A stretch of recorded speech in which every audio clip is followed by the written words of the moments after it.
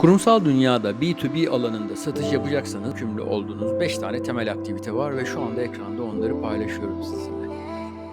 Yeni satış fırsatlarının oluşturulması, yani pipeline'ın zenginleştirilmesi, müşterinin gerçek bir ihtiyacı olup olmadığı ve gerçek bir alıcı olup olmadığının kalifikasyonu, kullandığınız kurum içerisindeki kullandığınız CRM sisteminin hem düzenli tutulması hem de güncellenmesi, mevcut müşterilerinizden başka fırsatların doğurabilmesi için referans firma ya da kontakların alınması ve benim de en çok önem verdiğim aslında işin, sürecin takip edilmesi.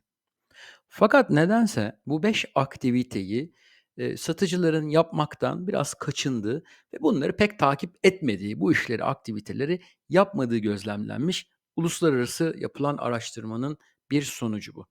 Ben bunu biraz daha satıcının ibadeti olarak isimlendirerek zenginleştirip açıp kurumsal dünyada başarıya gidecek aktiviteleri, 3 ana bölümde sizlerle paylaşacağım bu videoda. Birincisi raporlama.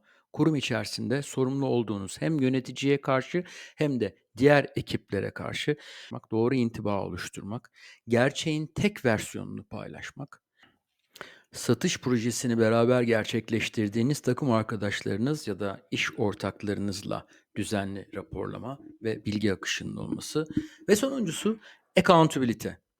Tam Türkçe'ye çevirdiğimizde hesap vermek gibi oluyor ama işte tam da Türkçesini bulamadığım için accountable olmaktan bahsediyorum. Aslında nedir bu? Yöneticinize ve sorumlu olduğunuz kişilere karşı neyi neden yaptığınızı ya da neyi neden yapamadığınızı, nasıl yaptığınızı, nasıl yapamadığınızı rakamlarla ifade etmek.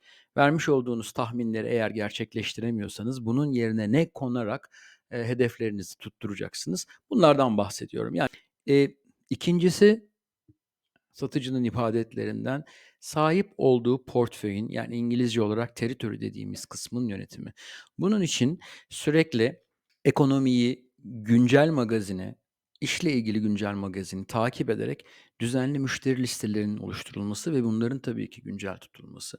Ziyaret hedeflerinin, belirtilmesi ve bunları haftalık, aylık olarak takip edilmek. Evet, kişinin zaman ve enerji yönetimi.